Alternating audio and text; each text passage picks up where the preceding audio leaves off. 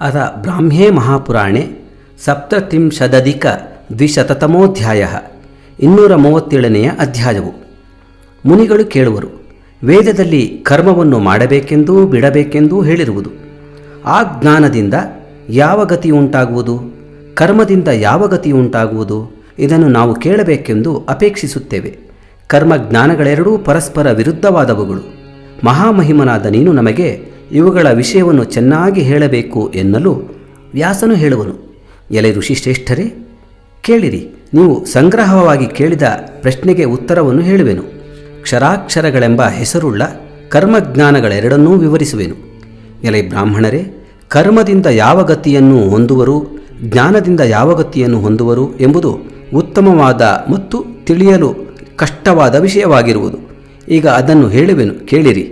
ಕರ್ಮವು ಇದೆಯೆಂದೂ ಇಲ್ಲವೆಂದೂ ಕೆಲವರು ಹೇಳುವರು. ಈ ಮಾತು ಆಲದ ಮರದಲ್ಲಿ ಯಕ್ಷನಿರುವನು ಎಂಬ ಜನರ ಮಾತಿನಂತೆ ಸಂದೇಹಾಸ್ಪದವಾಗಿರುವುದು.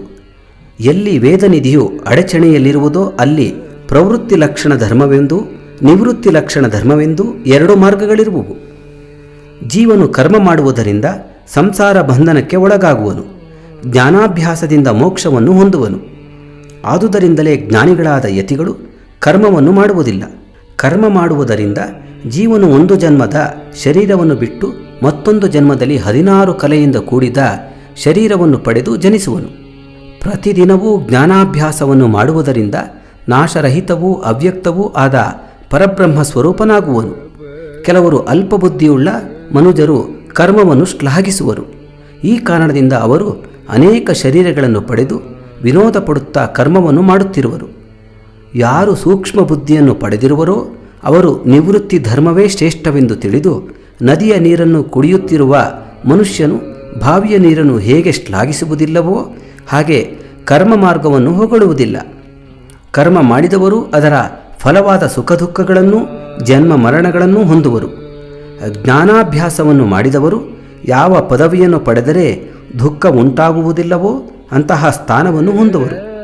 ಯಾವ ಸ್ಥಾನಕ್ಕೆ ಹೋದರೆ ಜನನವೂ ಮರಣವೂ ಕಾರ್ಶ್ಯವೂ ಉಂಟಾಗುವುದಿಲ್ಲವೋ, ಯಾವ ಸ್ಥಾನದಲ್ಲಿ ನಿರ್ಗುಣವೂ ಶಾಶ್ವತವೂ ನಿರ್ವಿಕಾರವೂ ಅಮೃತ ಸ್ವರೂಪವೂ ಆದ ಪರಬ್ರಹ್ಮ ವಸ್ತುವಿರುವುದೋ, ಎಲ್ಲಿ ದ್ವಂದ್ವ ದುಃಖಗಳ ಮತ್ತು ಮನೋವೃತ್ತಿಗಳ ಬಾಧೆಯಿಲ್ಲವೋ, ಸರ್ವ ಸಮಾನನಾದ ಸ್ನೇಹಭಾವವು ಸಮಸ್ತ ಪ್ರಾಣಿಗಳಿಗೂ ಹಿತವನ್ನು ಮಾಡಬೇಕೆಂಬ ಆಸಕ್ತಿಯು ಎಲ್ಲಿ ಉಂಟಾಗುವುದೋ ಅಂತಹ ಸ್ಥಾನವನ್ನು ಜ್ಞಾನಿಗಳು ಪಡೆವರು.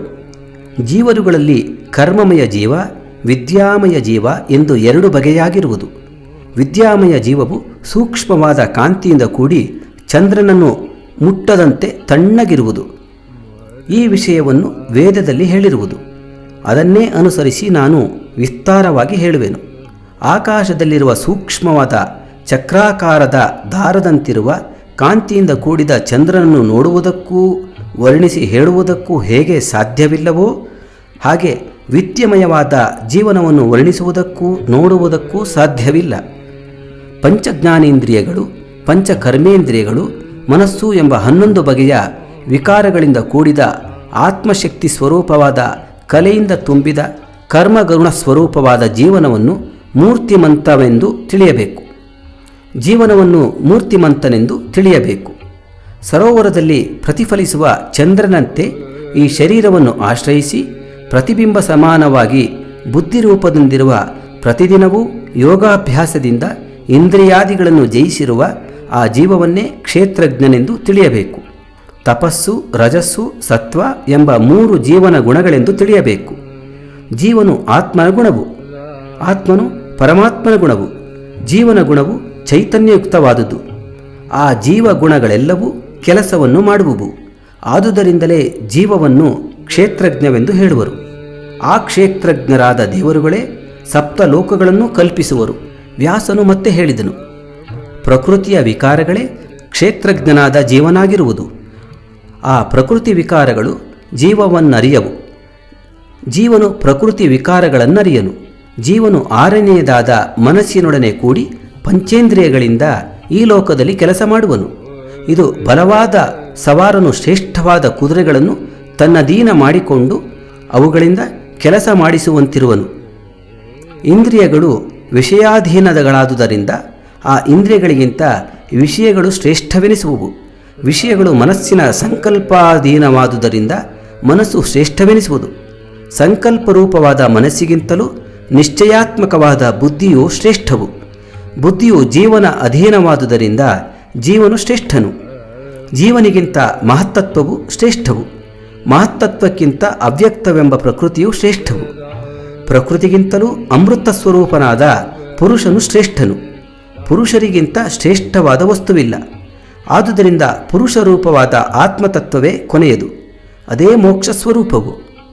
ಈ ರೀತಿಯಲ್ಲಿ ಸಮಸ್ತ ಪ್ರಾಣಿಗಳಲ್ಲಿ ಆತ್ಮನು ಗೋಪ್ಯನಾಗಿರುವನು. ಆದುದರಿಂದ ಯಾರೂ ಅವನನ್ನು ನೋಡಲಾರರು. ಸೂಕ್ಷ್ಮ ಬುದ್ಧಿಯುಳ್ಳವರು ತಮ್ಮ ಸೂಕ್ಷ್ಮವಾದ ಬುದ್ಧಿಶಕ್ತಿಯಿಂದ ಆತ್ಮನನ್ನು ನೋಡುವರು. ಜೀವನು ಅಂತರಾತ್ಮದಲ್ಲಿ ಲೀನನಾಗಿ ಮನಸ್ಸೂ ಕೂಡಿ 6 ಇಂದ್ರಿಯಗಳಿಂದ ವಿಷಯಗಳನ್ನು ಬುದ್ಧಿಶಕ್ತಿಯಿಂದ ಗ್ರಹಿಸಿ ಅನೇಕ ಆಲೋಚನೆಗಳನ್ನು ಮಾಡುವನು. ತನಗೆ ಯಾರೂ ರಕ್ಷಕರಿಲ್ಲವೆಂದು ತಿಳಿದು ತನ್ನ ಮನಸ್ಸನ್ನು ಏಕಾಗ್ರವಾದ ಶ್ರೇಷ್ಠವಾದ ಧ್ಯಾನ ಯೋಗದಲ್ಲಿಟ್ಟು ಜ್ಞಾನವನ್ನು ಸಂಪಾದಿಸಿ ಬಳಿಕ ಶಾಂತವಾದ ಮನಸ್ಸುಳ್ಳವನಾಗಿ ಮುಕ್ತಿಯನ್ನು ಹೊಂದಬೇಕು. ಜೀವನು ಇಂದ್ರಿಯಗಳಿಗೆ ಅಧೀನನಾಗಿ ಚಂಚಲ ಬುದ್ಧಿಯಿಂದ ತನ್ನ ಸ್ವಸ್ವರೂಪವನ್ನು ತಿಳಿಯದೆ ಮರಣಾಧೀನನಾಗಿ ಮೃತ್ಯುವನ್ನಪ್ಪುವನು. ಈ ಕಾರಣದಿಂದ ಜೀವನು ತನ್ನ ಮನಸ್ಸಿನ ಸಕಲ ಸಂಕಲ್ಪಗಳನ್ನೂ ನಾಶ ಮಾಡಿ ಸತ್ವಗುಣದಲ್ಲಿ ಮನಸ್ಸನ್ನು ನೆಲೆಗೊಳಿಸಬೇಕು. ಹಾಗೆ ನೆಲೆಗೊಳಿಸಿದ ಮೇಲೆ ಕಾಲವನ್ನು ನಿರೀಕ್ಷಿಸುತ್ತಿರಬೇಕು. ಚಿತ್ತವು ನಿರ್ಮಲವಾದರೆ ಸನ್ಯಾಸಿಯಾದವನು ಈ ಲೋಕದಲ್ಲಿ ಶುಭಾಶುಭ ಫಲದಾಯಕವಾದ ಕರ್ಮಗಳನ್ನು ಬಿಟ್ಟು ಬಿಡುವನು. ಹೀಗೆ ಪರಿಶುದ್ಧನಾದ ಮನಸ್ಸುಳ್ಳವನು ತನ್ನ ಜ್ಞಾನವನ್ನು ಆತ್ಮನಲ್ಲಿ ಸ್ಥಿರಗೊಳಿಸಿ ಅತ್ಯಂತ ಶ್ರೇಷ್ಠವಾದ ಸುಖವನ್ನು ಅನುಭವಿಸುವನು.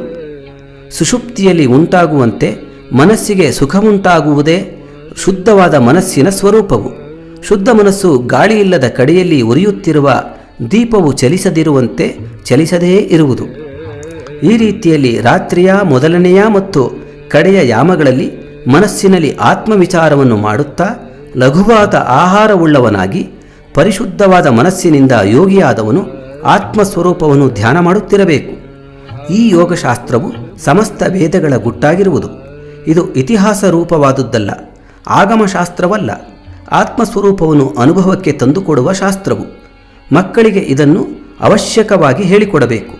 ಧರ್ಮವನ್ನು ಪ್ರಕಟಪಡಿಸುವ ನಿಜವಾದ ಪುರಾಣದ ಕಥೆಗಳಿಂದ 10,000 ವರ್ಷಗಳವರೆಗೆ ವಿಚಾರ ಮಾಡಿ ಅಮೃತ ಸ್ವರೂಪನಾದ ಈ ಶಾಸ್ತ್ರವನ್ನು ವಿದ್ವಾಂಸರಿಗೆ ಜ್ಞಾನ ಪ್ರಾಪ್ತಿಗಾಗಿಯೂ ಮೋಕ್ಷ ಪ್ರಾಪ್ತಿಗಾಗಿಯೂ ಮಥನ ಮಾಡಿ ಮೊಸರಿನಿಂದ ಬೆಣ್ಣೆಯನ್ನು ತೆಗೆಯುವಂತೆಯೂ ಕಟ್ಟಿಗೆಯಿಂದ ಅಗ್ನಿಯನ್ನು ತೆಗೆಯುವಂತೆಯೂ ತೆಗೆದಿರುವುದು.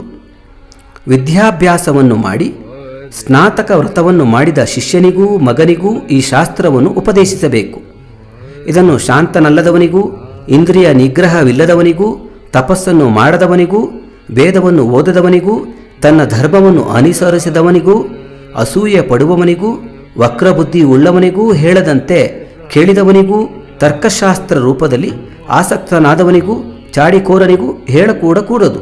ಶ್ಲಾಘ್ಯವಾದ ಗುಣಗಳುಳ್ಳವನು ಶಾಂತಚಿತ್ತನು ತಪಸ್ಸನ್ನು ಮಾಡಿದವನೂ ಆದ ಪ್ರೀತಿಪಾತ್ರನಾದ ಮಗನಿಗೂ ಶಿಷ್ಯನಿಗೂ ಈ ಗುಟ್ಟಾದ ಧರ್ಮವನ್ನು ಹೇಳಬೇಕು. ಇತರರಿಗೆ ಹೇಳಲೇಬಾರದು. ತತ್ವವನ್ನು ತಿಳಿದವನು ರತ್ನಗಳಿಂದ ತುಂಬಿದ ಭೂಮಿಯನ್ನು ಕೊಟ್ಟರೂ ಈ ಯೋಗಶಾಸ್ತ್ರವನ್ನು ಹೇಳಿಕೊಟ್ಟುದೇ ಆದಲ್ಲಿ ಅದಕ್ಕಿಂತಲೂ ಹೆಚ್ಚಿನ ಪ್ರಯೋಜನವೆಂದು ತಿಳಿಯುವನು. ಈ ಕಾರಣದಿಂದ ಈ ಯೋಗಶಾಸ್ತ್ರವು ಮನುಷ್ಯನ ಶಕ್ತಿಗೆ ಮೀರಿದ ಆತ್ಮತತ್ವವನ್ನು ತಿಳಿಸತಕ್ಕ ಗೋಪ್ಯವಾದ ಶಾಸ್ತ್ರವಾಗಿರುವುದು. ಇದನ್ನು ಮಹರ್ಷಿಗಳು ತಿಳಿದಿರುವರು. ವೇದಾಂತವಾದ ಉಪನಿಷತ್ತುಗಳಲ್ಲಿ ಇದು ಹೇಳಿರುವುದು. ನೀವು ನನ್ನನ್ನು ಪ್ರಶ್ನೆ ಮಾಡಿದುದರಿಂದ ನಿಮಗೆ ಅದನ್ನೇ ಹೇಳಿಕೊಡುವೆನು. ಎಲೆ ಋಷಿಶ್ರೇಷ್ಠರೇ, ನಿಮ್ಮ ಮನಸ್ಸಿನ ಸಂದೇಹ ಪರಿಹಾರಕ್ಕೆ ನನ್ನ ಮನಸ್ಸಿನಲ್ಲಿದ್ದ ವಿಷಯವನ್ನೆಲ್ಲ ಹೇಳಿರುವೆನು. ಅದನ್ನು ನೀವು ಕೇಳಿದಿರಾ? ನಿಮಗೆ ಮತ್ತೇನನ್ನು ಹೇಳಬೇಕು ಎಂದನು. ಅದಕ್ಕೆ ಮುನಿಗಳು, ಮಹಾಮಹಿಮನಾದ ಋಷಿಶ್ರೇಷ್ಠನೇ, ಆಧ್ಯಾತ್ಮ ಸ್ವರೂಪವನ್ನು ನಾವು ತಿಳಿದುಕೊಳ್ಳಬೇಕು. ವಿಸ್ತಾರವಾಗಿ ಅದರ ವಿಷಯವನ್ನು ನಮಗೆ ಹೇಳಬೇಕು ಎಂದು ಕೇಳಲು ವ್ಯಾಸ ನಿಂತೆಂದನು. ಎಲೆ ಬ್ರಾಹ್ಮಣರೇ, ಆಧ್ಯಾತ್ಮ ಸ್ವರೂಪವನ್ನು ನಿಮಗೆ ಹೇಳುವೆನು. ಅದರ ವ್ಯಾಖ್ಯಾನವನ್ನು ಮನಸ್ಸಿಟ್ಟು ಕೇಳಿರಿ. ಭೂಮಿ, ನೀರು, ಬೆಳಕು, ವಾಯು, ಆಕಾಶ ಇವು ಪಂಚಮಹಾಭೂತಗಳು. ಈ ಸಮಸ್ತ ಭೂತಗಳಲ್ಲಿಯೂ ಇವುಗಳನ್ನು ಸೃಷ್ಟಿ ಮಾಡಿದ ಆತ್ಮನಿರುವನು. ಮುನಿಗಳು ಮತ್ತೆ ಕೇಳಿದರು, ಯಾವ ಪರಮಾತ್ಮನಿಗೆ ದೇಹವೇ ಇರುವುದಿಲ್ಲವೋ ಅಂತಹ ಆತ್ಮನ ಆಕಾರವು ಹೇಗೆ ಇರುವುದು? ಆತ್ಮನ ಶರೀರದಲ್ಲಿ ಆಕಾಶಾದಿ ಪಂಚಭೂತಗಳನ್ನು ಹೇಗೆ ವರ್ಣಿಸಲಾಗುವುದು? ಇಂದ್ರಿಯಗಳ ಕೆಲವು ಗುಣಗಳು ಆಕಾಶಾದಿ ಪಂಚಭೂತವನ್ನು ಹೇಗೆ ತಿಳಿಯುವುವು? ವ್ಯಾಸನು ಹೇಳುವನು, ಈ ವಿಷಯವನ್ನು ಶಾಸ್ತ್ರಾನುಸಾರವಾಗಿ ನಿಮಗೆ ವರ್ಣನೆ ಮಾಡಿ ಹೇಳುವೆನು. ಅದರ ತತ್ವವನ್ನು ಏಕಾಗ್ರ ಚಿತ್ತದಿಂದ ಕೇಳಿರಿ. ಶಬ್ದಗುಣವೂ ಶ್ರೋತೇಂದ್ರಿಯವೂ ಆದ ವಸ್ತುಗಳಿಗೂ ಅವಕಾಶವನ್ನು ಕಲ್ಪಿಸುವುದು ಆಕಾಶದ ಲಕ್ಷಣವು. ಸ್ಪರ್ಶಗುಣವು ಪ್ರಾಣವ್ಯಾಪಾರವು ಚಲನೆಯೂ ವಾಯುವಿನ ಲಕ್ಷಣವು. ರೂಪಗುಣವು ಚಕ್ಷುರೇಂದ್ರಿಯವು ವಸ್ತುವನ್ನು ಬಿಸಿಯಾಗಿ ಮಾಡುವಿಕೆಯೂ ಅಗ್ನಿಯ ಲಕ್ಷಣವು. ರಸಗುಣವು ನಾಲಿಗೆ ಎಂಬ ಇಂದ್ರಿಯವು ಬೆವರುವುದು ಈ ಮೂರು ನೀರಿನ ಲಕ್ಷಣವು. ಗಂಧಗುಣವು ಮೂಗೆಂಬ ಇಂದ್ರಿಯವು ಶರೀರವು ಭೂಮಿಯ ಲಕ್ಷಣವು. ಇವೇ ಪಂಚಭೂತ ಸಂಬಂಧವಾದ ಇಂದ್ರಿಯಗಳ ಸಮೂಹವು. ವಾಯುವಿಗೆ ಸ್ಪರ್ಶಗುಣ, ನೀರಿಗೆ ರಸಗುಣ, ತೇಜಸ್ಸಿಗೆ ರೂಪಗುಣ, ಆಕಾಶಕ್ಕೆ ಶಬ್ದಗುಣ, ಭೂಮಿಗೆ ಗಂಧಗುಣ, ಮನಸ್ಸು ಬುದ್ಧಿ ಸ್ವಭಾವ ಈ ಗುಣಗಳು ಆತ್ಮನಿಂದಲೇ ಹುಟ್ಟಿದವುಗಳು. ಈ ಗುಣಗಳನ್ನು ಅತಿಕ್ರಮಿಸಿದವನೇ ಪರಮಾತ್ಮನು. ಆಮೆಯು ತನ್ನ ಅವಯವಗಳನ್ನು ಹರಡಿ ಅವಯವಗಳಿಗೆ ಶಕ್ತಿಯನ್ನು ಕೊಡುವಂತೆ ಶ್ರೇಷ್ಠವಾದ ಬುದ್ಧಿಯು ಇಂದ್ರಿಯಗಳ ಕಡೆಗೆ ತನ್ನ ಶಕ್ತಿಯನ್ನು ಹರಡಿ ಅವುಗಳಿಗೆ ಶಕ್ತಿಯನ್ನುಂಟು ಮಾಡುವುದು. ಮೇಲೆ ಕೆಳಗೆ ಹಿಂದೆ ಮುಂದೆ ಇವುಗಳನ್ನು ಚೆನ್ನಾಗಿ ತಿಳಿದು ಕಾರ್ಯವನ್ನು ಮಾಡುವುದೇ ಉತ್ತಮ ಬುದ್ಧಿಯ ಲಕ್ಷಣವು. ಪ್ರಕೃತಿಯು ಸತ್ವಾದಿ ಗುಣಗಳಿಂದ ಕೂಡಿ ಬುದ್ಧಿಯು ಕಾರ್ಯಗಳನ್ನು ಮಾಡುವುದು. ಬುದ್ಧಿಯೇ ಮನಸ್ಸಿನೊಡನೆ ಕೂಡಿ 6 ಇಂದ್ರಿಯಗಳಿಂದಲೂ ಕೆಲಸವನ್ನು ಮಾಡಿಸುವುದು. ಶ್ರೋತ್ರ, ತ್ವಕ್, ಚಕ್ಷು, ಜಿಹ್ವಾ, ಘ್ರಾಣ ಎಂಬ 5 ಇಂದ್ರಿಯಗಳು, 6ನೆಯದು ಮನಸ್ಸು, 7ನೆಯದು ಬುದ್ಧಿ, ಕ್ಷೇತ್ರಜ್ಞನೇ 8ನೆಯವನು. ಕಣ್ಣುಗಳು ನೋಡುವ ಕೆಲಸವನ್ನು ಮಾತ್ರ ಮಾಡುವುದು. ಸಂದೇಹವಾದ ಆಲೋಚನೆಯು ಮನಸ್ಸಿನದು. ನಿಶ್ಚಯ ಸ್ವರೂಪವಾದ ಆಲೋಚನೆಯು ಬುದ್ಧಿ ಎನಿಸುವುದು. ಕ್ಷೇತ್ರಜ್ಞನು ಸಾಕ್ಷಿ ಸ್ವರೂಪನು. ಪ್ರಕೃತಿಯಿಂದ ಹುಟ್ಟಿದ ಸತ್ವ ರಜತಸ್ತಮೋ ಗುಣಗಳು ಸಮಸ್ತ ಪ್ರಾಣಿಗಳಲ್ಲಿಯೂ ಸಮನಾಗಿರುವುವು. ಈ ಗುಣಗಳಲ್ಲಿ ಒಂದೊಂದು ಸಮಯದಲ್ಲಿ ಒಂದೊಂದು ಗುಣವು ಇರುವುದು. ಯಾವ ಸಂದರ್ಭದಲ್ಲಿ ಪ್ರೀತಿಯು ಹೆಚ್ಚು ಕೆಲಸ ಮಾಡುತ್ತಿರುವುದು ಗೋಚರವಾಗುವುದೋ, ಶಾಂತ ಸ್ವಭಾವವು ಜೀವನದಲ್ಲಿ ಕಾಣುವುದೋ ಅದನ್ನು ಸತ್ವಗುಣವೆಂದು ತಿಳಿಯಬೇಕು. ಕೆಲಸದಲ್ಲಿಯೂ ಮನಸ್ಸಿನಲ್ಲಿ ಸಂತಾಪದಿಂದ ಕೂಡಿರುವಾಗಲೂ ಜೀವನಲ್ಲಿ ರಜೋಗುಣವು ಕೆಲಸ ಮಾಡುತ್ತಿರುವುದೆಂದು ತಿಳಿಯಬೇಕು. ಜೀವನ ಸ್ವಭಾವವು ಅಜ್ಞಾನದಿಂದ ಕೂಡಿ ವಿರುದ್ಧವಾದ ಕಾರ್ಯವನ್ನು ಮಾಡುತ್ತಿದ್ದರೆ ತಮೋಗುಣವು ಹೆಚ್ಚಿರುವುದೆಂದು ತಿಳಿಯಬೇಕು. ಸಂತೋಷ, ಪ್ರೀತಿ, ಆನಂದ, ಗೌರವ, ಶಾಂತವಾದ ಮನಸ್ಸು ಇವುಗಳು ಯಾವ ಕಾರಣದಿಂದಲಾದರೂ ಅಥವಾ ಕಾರಣವಿಲ್ಲದೆಯೂ ಉಂಟಾದರೆ ಸಾತ್ವಿಕ ಗುಣವೆಂದು ಹೇಳುವರು. ಅಹಂಕಾರವು ಸುಳ್ಳನ್ನು ಹೇಳಿ ವಾದ ಮಾಡುವುದು, ಅತ್ಯಾಸೆ, ಅಜ್ಞಾನ, ಕಾಮಿಸದಿರುವುದು ಇವುಗಳು ಯಾವುದಾದರೊಂದು ಕಾರಣದಿಂದುಂಟಾಗಿ ಜೀವನಲ್ಲಿ ರಜೋಗುಣದ ಗುರುತಾಗಿರುವುದು. ಅಜ್ಞಾನವು ಭ್ರಾಂತಿಯೂ, ತೂಕಡಿಕೆಯೂ, ನಿದ್ರೆಯೂ, ಎಚ್ಚರವಿಲ್ಲದಿರುವುದು ಇವುಗಳೆಲ್ಲ ತಾಮಸ ಗುಣಕ್ಕೆ ಗುರುತುಗಳು. ಮನಸ್ಸು ಸಂಕಲ್ಪವನ್ನು ಮಾತ್ರ ಮಾಡುವುದು. ಬುದ್ಧಿಯು ಯುಕ್ತಾಯುಕ್ತ ವಿಮರ್ಶೆಯನ್ನು ಮಾಡಿ ನಿಶ್ಚಯ ಮಾಡುವುದು. ಬಳಿಕ ಜೀವನು ತನಗಿಷ್ಟವಾದುದನ್ನು ಮಾಡುವನು. ಹೀಗೆ ಬಂದು ಕಾರ್ಯವು ನಡೆಯಬೇಕಾದರೆ 3 ವಿಧದಲ್ಲಿ ಕೆಲಸ ಮಾಡಬೇಕಾಗಿರುವುದು. ಇಂದ್ರಿಯಗಳಿಗಿಂತ ಅವುಗಳಿಗೆ ಗೋಚರವಾದ ವಿಷಯಗಳು ಹೆಚ್ಚಿನವು. ವಿಷಯಗಳಿಗಿಂತ ಅವುಗಳನ್ನು ಅನುಭವಿಸುವ ಮನಸ್ಸು ಹೆಚ್ಚಿನದು. ಮನಸ್ಸಿಗಿಂತ ಯುಕ್ತವನ್ನು ಗ್ರಹಿಸಿ ಆಯುಕ್ತವಾದುದನ್ನು ಬಿಡುವ ಬುದ್ಧಿಯು ಹೆಚ್ಚಿನದು. ಬುದ್ಧಿಗಿಂತಲೂ ಆ ಬುದ್ಧಿಗೆ ಶಕ್ತಿಯನ್ನು ಕೊಡುವ ಆತ್ಮನು ಶ್ರೇಷ್ಠನು. ಆದುದರಿಂದ ಮನುಷ್ಯನಿಗೆ ಬುದ್ಧಿಯೇ ಆತ್ಮನೆನಿಸುವುದು. ಬುದ್ಧಿಯೇ ಜೀವವನ್ನು ಆತ್ಮನಲ್ಲಿ ಸೇರಿಸುವುದು. ಬುದ್ಧಿಯಲ್ಲಿ ವಿಕಲ್ಪ ಭಾವ ಉಂಟಾದಾಗ ಅದು ಮನಸ್ಸೆನಿಸುವುದು. ಇಂದ್ರಿಯಗಳು ಬೇರೆ ಬೇರೆಯಾಗಿರುವುದರಿಂದ ಬುದ್ಧಿಯು ಅವುಗಳನ್ನು ಅನುಸರಿಸಿ ಕೇಳುವ ಕೆಲಸವನ್ನು ಮಾಡುವುದು ಕಿವಿಯೆಂದು, ಮುಟ್ಟುವ ಕೆಲಸವನ್ನು ಮಾಡುವುದು ಚರ್ಮವೆಂದು, ನೋಡುವ ಕೆಲಸವನ್ನು ಮಾಡುವುದು ಕಣ್ಣೆಂದು, ರುಚಿಯನ್ನು ನೋಡುವ ಕೆಲಸವನ್ನು ಮಾಡುವುದು ನಾಲಿಗೆಯೆಂದು, ಮೂಸಿ ನೋಡುವ ಕೆಲಸವನ್ನು ಮಾಡುವುದು ಮೂಗೆಂದು, ಬುದ್ಧಿಯೇ ಬೇರೆ ಬೇರೆ ವಿಕಾರವನ್ನು ಹೊಂದುವುದು. ಇವೇ ಇಂದ್ರಿಯಗಳು. ಬುದ್ಧಿಯು ಈ ಇಂದ್ರಿಯಗಳ ವೃತ್ತಿಯಿಂದ ಕೂಡಿರುವುದು. ಈ ಬುದ್ಧಿಯು ಪುರುಷನಲ್ಲಿರುವುದು. ಜೀವನು ಈ ಬುದ್ಧಿ ಸ್ವಭಾವದ ವ್ಯವಸ್ಥೆಯಿಂದ ಕೆಲವು ಕಾಲದಲ್ಲಿ ಸುಖದಿಂದ ಸಂತೋಷವನ್ನು, ದುಃಖದಿಂದ ಚಿಂತೆಯನ್ನು ಹೊಂದುವನು. ಒಂದಾನೊಂದು ಕಾಲದಲ್ಲಿ ಮೋಹವನ್ನೂ ಹೊಂದುವನು. ಯಾವುದೋ ಒಂದು ಕಾಲದಲ್ಲಿ ಜೀವನು ಸಂತೋಷ, ಚಿಂತೆ, ಮೋಹವೆಂಬ ಈ 3 ಭಾವಗಳನ್ನು ನದಿಪತಿಯಾದ ಸಾಗರನು ತನ್ನ ಅಲೆಗಳಿಂದ ಮೇರೆಯನ್ನು ಮೀರುವಂತೆ ಮೀರುವನು. ಜೀವನು ಯಾವುದಾದರೊಂದು ವಿಷಯವನ್ನು ಅಪೇಕ್ಷಿಸಿ ಪ್ರಕೃತಿಯಿಂದ ಸಂಕಲ್ಪರೂಪವಾದ ಮನಸ್ಸು ಹುಟ್ಟುವುದು. ಆ ಮನಸ್ಸಿಗೆ ಆಶ್ರಯನು ಜೀವನು. ನಿಶ್ಚಯಾತ್ಮಕವಾದ ಬುದ್ಧಿಗಿಂತ ಈ ಮನಸ್ಸು ಬೇರೆಯಾದುದೆಂದು ತಿಳಿಯಬೇಕು. ಇಂದ್ರಿಯಗಳೂ ಕೂಡ ವೇದಗಳಲ್ಲಿ ಕ್ರಮವಾಗಿ ಯಾವುವು ವಿಹಿತವಾದುವುಗಳೋ ಅಂತಹ ಪರಿಶುದ್ಧವಾದ ವಿಷಯಗಳನ್ನೇ ಗ್ರಹಿಸಬೇಕು. ಬುದ್ಧಿಗೂ ಮನಸ್ಸಿಗೂ ಭೇದವಿಲ್ಲವೆಂಬ ಭಾವವು ಮನಸ್ಸಿನಲ್ಲಿರುವುದು. ರಜೋಗುಣ ಕಾರ್ಯ ನಡೆಯುತ್ತಿರುವಾಗ ಸತ್ವಗುಣವನ್ನು ಮೀರಿಸಿ ರಜೋಗುಣವಿರುವುದು. ಸತ್ವ ರಜತಸ್ತಮೋ ಗುಣಗಳಲ್ಲಿ ಮನಸ್ಸಿನಲ್ಲಿ ಯಾವ ಗುಣಭಾವವು ಅಧಿಕವಾಗಿರುವುದೋ ಅದಕ್ಕನುಸಾರವಾಗಿ ಚಕ್ರದ ಪಟ್ಟೆಯನ್ನು ಆ ಚಕ್ರದ ಕಾಲುಗಳು ಅನುಸರಿಸುವಂತೆ ಆ ಗುಣಗಳ ಹೆಸರೇ ಅದಕ್ಕೆ ಬರುವುದು. ಮನಸ್ಸು ಪ್ರಕಾಶವನ್ನು ಹೊಂದುವುದಕ್ಕಾಗಿ ಉತ್ತಮವಾದ ಬುದ್ಧಿಯುಳ್ಳವರು ವಿಷಯಗಳ ಕಡೆಗೆ ಹೋಗುವ ಇಂದ್ರಿಯಗಳನ್ನು ಉದಾಸೀನತೆಯಿಂದ ಅವಶ್ಯಕವಾಗಿ ತಡೆಯಬೇಕು. ಇಂದ್ರಿಯಗಳ ಸ್ವಭಾವವೇ ಇಂತಹುದೆಂದು ಭಾವಿಸಿ ಅಜ್ಞಾನವನ್ನು ಹೊಂದಬಾರದು. ಯಾವಾಗಲೂ ದುಃಖಪಡದೆ ಸಂತೋಷದಿಂದ ಮಾತ್ಸರ್ಯ ದೋಷವಿಲ್ಲದೆ ಇರಬೇಕು. ಅನೇಕ ವಿಷಯಗಳ ಕಡೆಗೆ ಹೋಗುತ್ತಿರುವ ಹಿಡಿದು ನಿಲ್ಲಿಸಲು ಅಸಾಧ್ಯವಾದ ಅಶುದ್ಧವಾದ ಅತ್ಯಾಸೆಯಿಂದ ಕೂಡಿದ ಇಂದ್ರಿಯಗಳು ಆತ್ಮನನ್ನು ನೋಡಲಾರವು. ಮನಸ್ಸು ಆ ಇಂದ್ರಿಯಗಳ ಹಗ್ಗಗಳನ್ನು ಹಿಡಿದು ಆಕರ್ಷಿಸಿದಾಗ ದೀಪದ ಪ್ರಕಾಶದಲ್ಲಿ ಪದಾರ್ಥಗಳು ಗೋಚರವಾಗುವಂತೆ ಜೀವನಿಗೆ ಆತ್ಮಪ್ರಕಾಶ ಉಂಟಾಗುವುದು. ಕತ್ತಲೆಯು ಹೊರಟು ಹೋದ ಮೇಲೆ ಸಮಸ್ತ ಪ್ರಾಣಿಗಳಿಗೂ ಪ್ರಪಂಚದ ಸಕಲ ವಸ್ತುಗಳು ಹೇಗೆ ಕಾಣಿಸುವವೋ ಹಾಗೆ ಅಜ್ಞಾನವು ಹೊರಟು ಹೋದೊಡನೆಯೇ ಜೀವನಿಗೆ ಆತ್ಮಪ್ರಕಾಶ ಉಂಟಾಗುವುದೆಂದು ತಿಳಿಯಬೇಕು.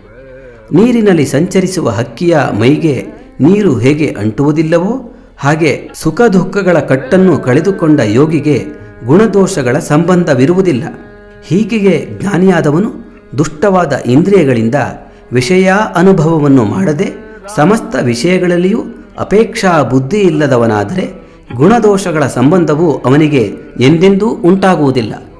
ಯಾವ ಮನುಷ್ಯನು ತಾನು ಹಿಂದೆ ಮಾಡಿದ ಕರ್ಮಫಲವನ್ನು ಬಿಟ್ಟು ಯಾವಾಗಲೂ ಆತ್ಮನಲ್ಲಿ ಪ್ರೀತಿಯುಳ್ಳವನಾಗುವನೋ ಸಮಸ್ತ ಪ್ರಾಣಿಗಳು ಆತ್ಮಸ್ವರೂಪವಾದುದೆಂಬ ತಿಳುವಳಿಕೆಯಿಲ್ಲ ಅವನಿಗೆ ಸತ್ವಾದಿ ಗುಣಗಳ ಸಂಬಂಧವೂ ಇರುವುದಿಲ್ಲ. ತಾನೇ ಗುಣಗಳನ್ನು ಸೃಷ್ಟಿಸುವನು. ಗುಣಗಳು ಆತ್ಮವನ್ನು ತಿಳಿಯಲಾರವು. ಆತ್ಮನು ಗುಣಗಳನ್ನು ತಿಳಿಯುವನು. ಆತ್ಮನು ಸಾಕ್ಷೀ ರೂಪವಾಗಿ ಗುಣಗಳನ್ನು ಧರಿಸಿರುವನು. ಸತ್ವಾದಿ ಗುಣಗಳಿಗೂ ಕ್ಷೇತ್ರಜ್ಞನಾದ ಜೀವನಿಗೂ ಇಷ್ಟು ಭೇದವಿರುವುದೆಂಬುದನ್ನು ಮನುಷ್ಯನು ತಿಳಿಯಬೇಕು. ಕ್ಷೇತ್ರಜ್ಞ ಮತ್ತು ಆತ್ಮರುಗಳಲ್ಲಿ ಕ್ಷೇತ್ರಜ್ಞನು ಗುಣಗಳನ್ನು ಸೃಷ್ಟಿಸುವನು. ಆತ್ಮನು ಗುಣಗಳನ್ನು ಸೃಷ್ಟಿಸುವುದಿಲ್ಲ. ಸ್ವಾಭಾವಿಕವಾಗಿ ಇವರಿಬ್ಬರೂ ಬೇರೆಯಾದವರು. ಕಲ್ಲಿನಲ್ಲಿ ಚಿನ್ನವು ಸೇರಿಕೊಂಡಂತೆ ಇವರಿಬ್ಬರೂ ಸೇರಿರುವರು. ಅಥವಾ ಅತ್ತಿ ಹಣ್ಣಿನಲ್ಲಿ ಸೊಳ್ಳೆಗಳು ಸೇರಿಕೊಂಡಂತೆ ಇರುವರು. ಅಥವಾ ನೊದೆ ಹುಲ್ಲಿನ ನಡುವೆ ದಿಂಡು ಸೇರಿಕೊಂಡಿರುವಂತೆ ಬೇರೆಯಾಗಿಯೂ ಜೊತೆಯಲ್ಲಿಯೂ ಇವರಿಬ್ಬರೂ ಸೇರಿಕೊಂಡಿರುವರು. ಇಲ್ಲಿಗೆ ಬ್ರಹ್ಮಪುರಾಣದಲ್ಲಿನ ವ್ಯಾಸರ್ಷಿ ಸಂವಾದವೆಂಬ 237ನೆಯ ಅಧ್ಯಾಯವು ಸಮಾಪ್ತವಾದುದು.